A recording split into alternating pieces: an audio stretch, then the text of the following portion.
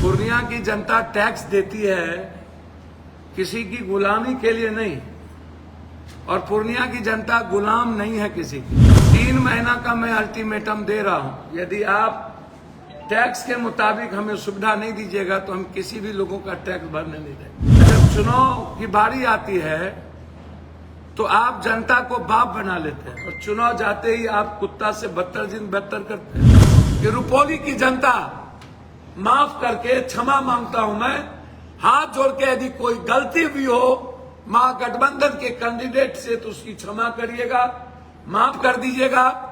मैं सूद और ब्याज के साथ वो कुछ करे न करे, जैसे ही चुनाव खत्म होगा रुपौली के विकास की शुरुआत पप्पू यादव। बस आज नरेंद्र मोदी का आना बाकी है। मैं चाहूंगा कि नरेंद्र मोदी जी भी आ ही जाएं, उतर ही जाएं, तो पूर्णिया का सौभाग्य हो जाए, या दुर्भाग्य तो है ही।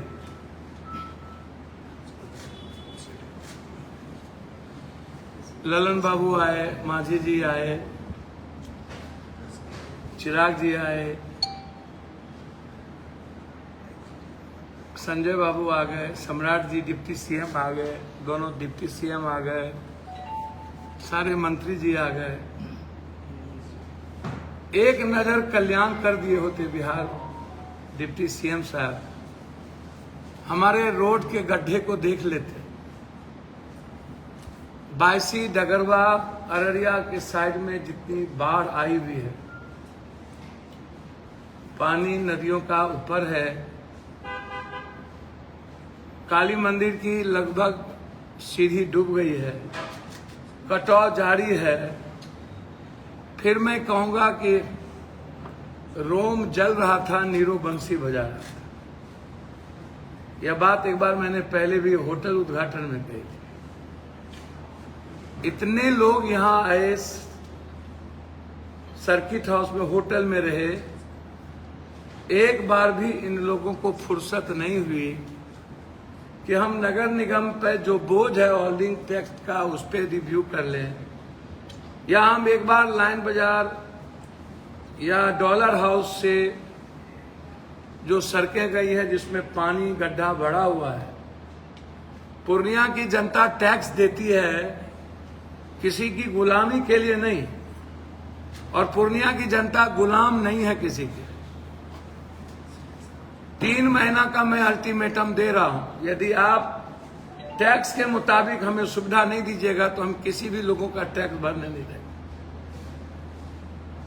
एक भी टैक्स पे हम नहीं होने देंगे किसी कीमत।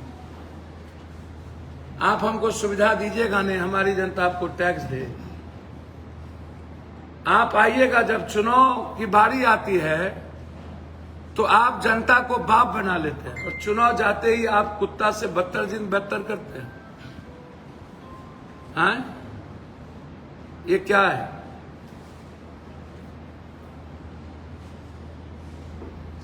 अरे भैया, चिराग जी मेरे भाई हैं, आए थे तो बनमनखी देख लेते। चीनी मिल खत्म हो गई तो कुछ एक फैक्ट्री बन जाती। डिप्टी सीएम साहब बियाडा के हालात को देख लेते। और जितना माजी मेरे बुजुर्ग हैं, कौन मुसहर कौन राम मंत्री बन रहा है ये सवाल नहीं है, मुसहर समाज की स्थिति कितनी बदतर है ये सवाल है। और मुसहर समाज की जिंदगी बदलने के लिए मैं खड़ा हूं।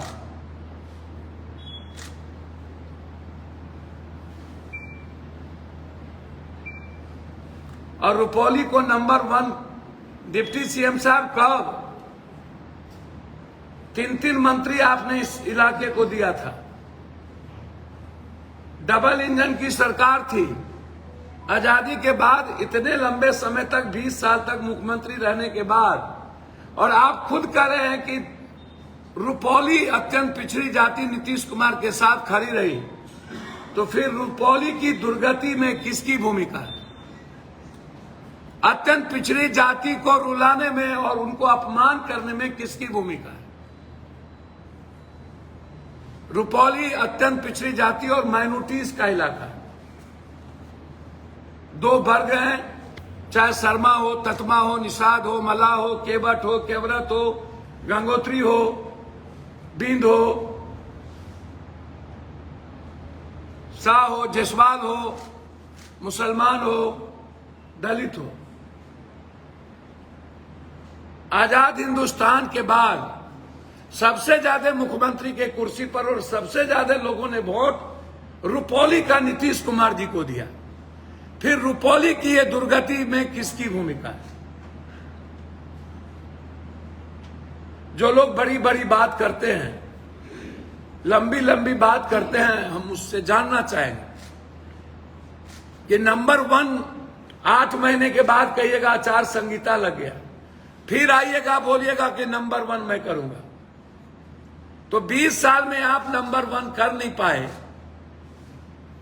अब आप 6 महीने में नंबर 1 करिएगा। और पप्पू यादव का वादा है 2 साल के अंदर रुपौली की जो भी पुलें होंगी, जो प्राथमिकता होगा 1 से 3 के भीतर, वह 2 साल के अंदर कंप्लीट होगा। रुपौली होके NH, नौगछिया से मोहनपुर होके NH सीधा फारबिसगंज, दूसरी NH सीधा बनमनखी बड़ारा होते हुए जानकी नगर होते हुए सीधा नरपतगंज। ये 2 साल के अंदर पप्पू यादव शिलान्यास कराएगा और काम शुरू करेगा।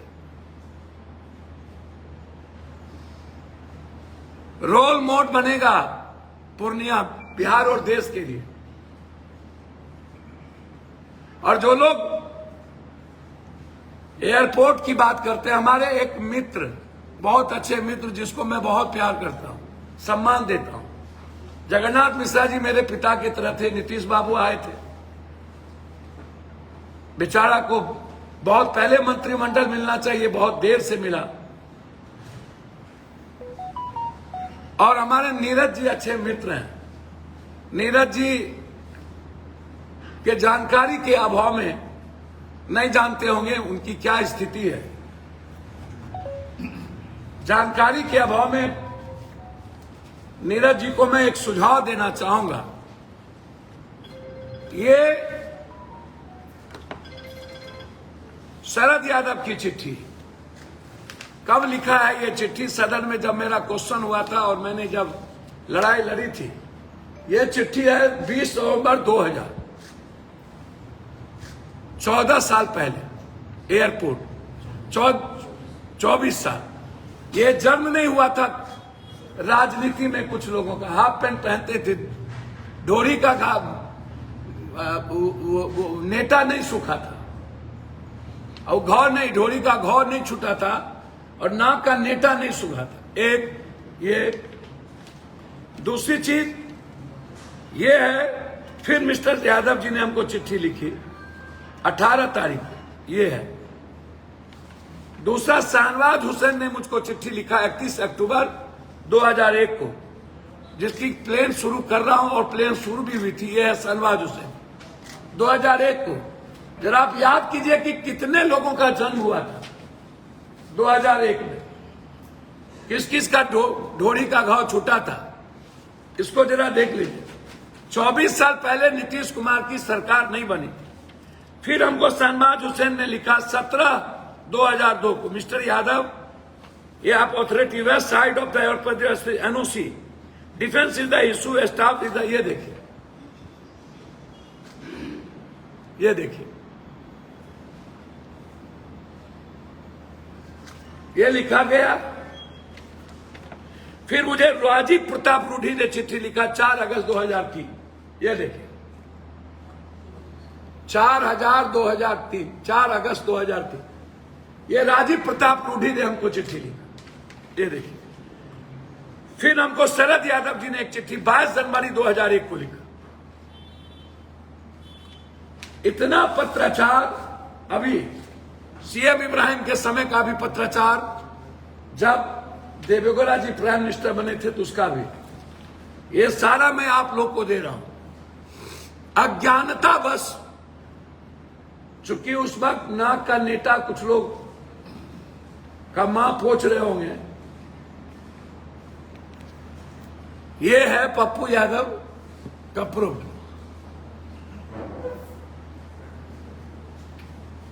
10 साल हम यहां नहीं थे। आप हमको बताइए कि 10 साल हम यहां नहीं थे तो आप क्या कर रहे थे, लोग क्या कर रहे थे? 20 सालों से नीतीश कुमार जी क्या कर रहे थे? अभी मैं इसी पर केंद्रित हूं, और रुपौली पर और बाढ़ पे। जो लोग यहां आए थे, क्या रोन जल रहा था बंसी बजाने? जब चुनाव आता है तभी आप अखाड़ा बनाते हैं, इस्तेमाल करते हैं सीमांचल और कोसी का।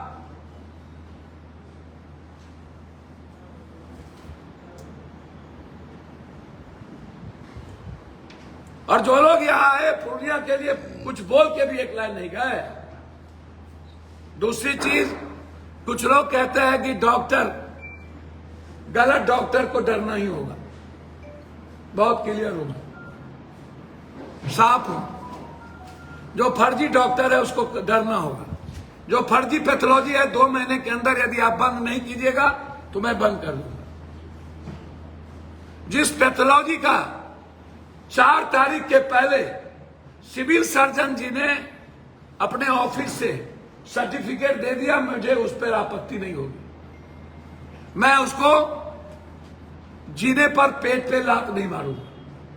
4 तारीख के बाद यदि आप किसी को भी पैथोलॉजी का ऑर्डर दिए होंगे तो उन्हें आपको कैंसिल करना होगा। नर्सिंग होम, अच्छे डॉक्टर को न डरने की जरूरत है, उसके लिए मैं पागलों की तरह साथ। जनता के हित में मेरे लिए ना कोई पीएम है, ना कोई सीएम है, ना कोई मंत्री है, ना कोई। मैं कानून के दायरे में रह के पप्पू यादव को, यदि सिस्टम ये चाहती हो कि डराना और सरकार, तो मैं मरना पसंद करूंगा, डर के जीना नहीं। सदन के भीतर, लोकसभा के भीतर हर दिन बिहार और पूर्णिया का इशू उठेगा। हर दिन 23 तारीख को यदि लोकसभा शुरू हो रहा है अगस्त तक, तो हर दिन एक ही सवाल होगा, बिहार, पूर्णिया, सीमांचल, कोसी। इसके अलावा दूसरी कोई बात नहीं। बिहार के सारे 13 करोड़ लोग की उम्मीद और भरोसा और बेटा हूं मैं। जो लोग साजिश रचते हैं ना, उसको सुप्रीम कोर्ट तक घसीटेंगे। जरूरत होगी तो इन लोगों के साजिश का पर्दाफाश करें। लेकिन जो लोग ये कहते हैं डरा हुआ, मैं फिर कहता हूं कि जो मंत्री जादूका के यहां गए, जादूका ने जिस यादुका का, दीपक यादुका का नाम लिया और डीआईजी साहब ने कहा कि उसको गिरफ्तारी के लिए, आज तक गिरफ्तारी क्यों नहीं हुई? जादुका ने चिट्ठी लिखा नीतीश कुमार को, आज तक न्याय क्यों नहीं मिला?